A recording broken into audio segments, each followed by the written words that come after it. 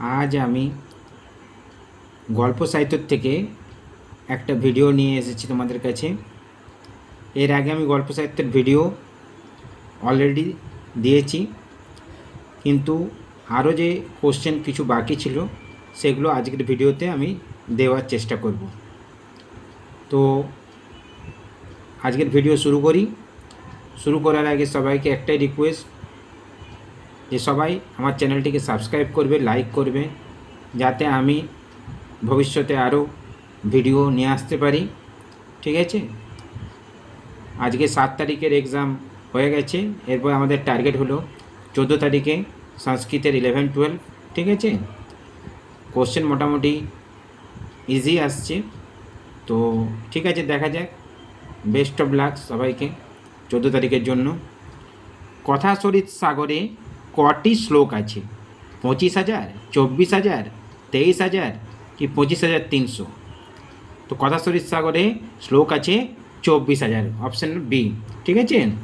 কথাশরিত সাগরে কটি লম্বক আছে? কথাশরিত সাগর থেকে অনেকগুলো কোশ্চেন হতে পারে। ঠিক আছে? তো 17টি, 23টি, 19টি কি 18টি? লম্বক কটি আছে? না 18টি। শ্লোক আছে 24,000। এবার হচ্ছে কথাশরিত সাগরে কটি তরঙ্গ আছে? 270টি, 124টি, 130টি কি 125টি? তো 124টি তরঙ্গ আছে। তো এখন আমি কি জানতে পারলাম? না 124টি তরঙ্গ আছে, 18টি লম্বক আছে, আর 24,000 শ্লোক আছে কথাশরিত সাগরে। কথাশরিত সাগর কার লেখা? সোমদেব। ঠিক আছে? সোমদেব কার পুত্র ছিলেন? না সোমদেব ছিলেন বামন ভট্টের পুত্র। যদি জিজ্ঞাসা করা হয় যে সোমদেব কার পুত্র ছিলেন, তো বামন ভট্টের। এখানে অপশান আছে সাতবাহনের, লক্ষণ সেনের কি বামন ভট্টের কি স্বরবর্মার। তো সোমদেব পুত্র ছিলেন বামন ভট্টের। সোমদেব জাতিতে কি ছিলেন? ক্ষত্রিয়, ব্রাহ্মণ, শূদ্র কি বৈশ্য? তো সোমদেব জাতিতে ছিলেন ব্রাহ্মণ।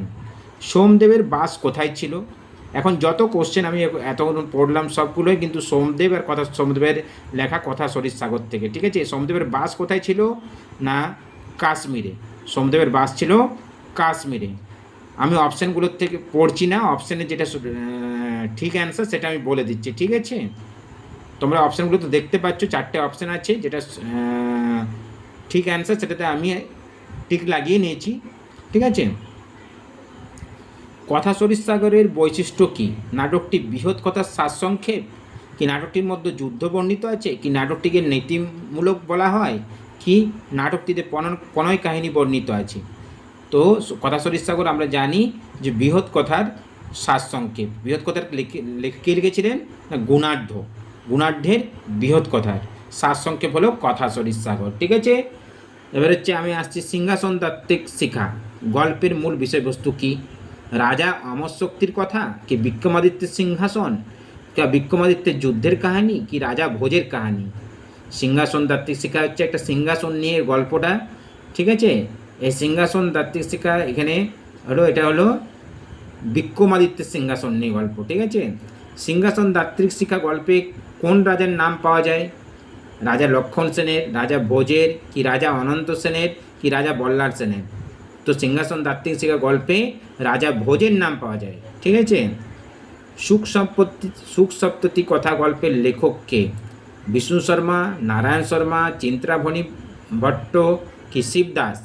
তো আমরা জানি বিষ্ণু শর্মার পঞ্চতন্ত্র, নারায়ণ শর্মার হিতোপদেশ, চিন্তামণি ভট্টের হচ্ছে সুখ সপ্ততি কথা, আর যে শিবদাস রয়েছে শিবদাসের হলো বেতাল পঞ্চবিংশতি। ঠিক আছে? বেতাল পঞ্চবিংশতির কটি রূপ ছিল? 2টি, 3টি, 4টি কি 5টি? বেতাল পঞ্চবিংশতির রূপ ছিল 4টি। বেতাল পঞ্চবিংশতি গল্পের লেখক কে? বল্লাল সেন, যশবর্মন, শিবদাস কি লক্ষণ সেন? তো হবে শিবদাস। হেম বিজয়গণির গল্পগ্রন্থটি কি? বল্লভ দাস, কথা রত্নাকর কি যশবর্মন কি নারায়ণ শর্মা? তো কি হবে? কথা রত্নাকর। হেম বিজয়গণির গল্পগ্রন্থটি হলো কথা রত্নাকর।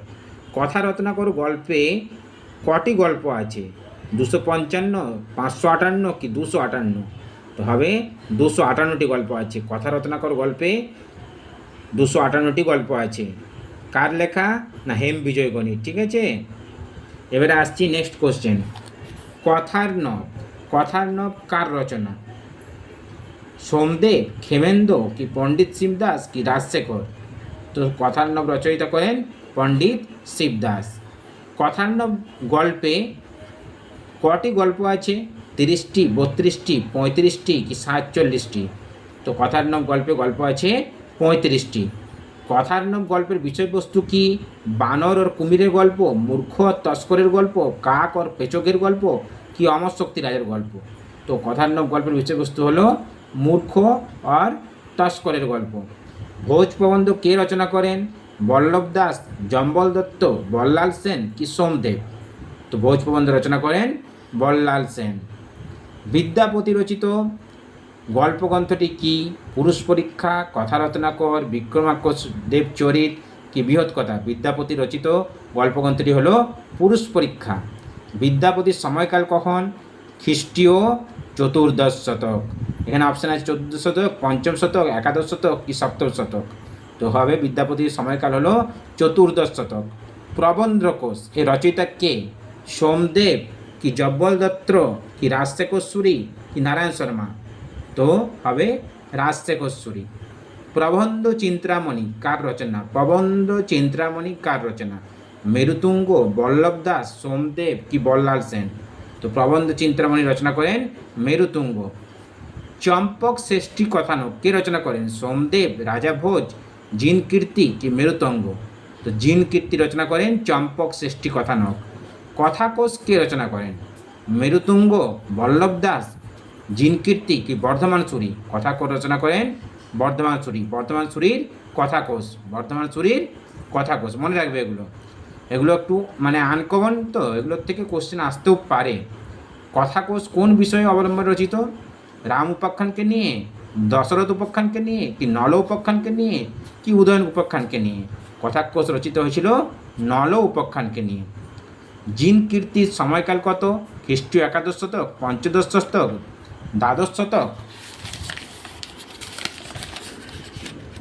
কি পঞ্চম শতক? কোনটা হবে? খ্রিস্টীয় পঞ্চদশ শতক। কথা সরিত সাগরের কাহিনী কত? 800টি, 900টি কি 700টি কি 600টি? কথা সরিত সাগরের কাহিনী হলো 900টি। ঠিক আছে, আজ এতদূর পর্যন্তই। পরে আবার ভিডিও নিয়ে আসবো। চ্যানেলটিকে অবশ্যই সাবস্ক্রাইব করবে মনে করে, আর লাইক করবে।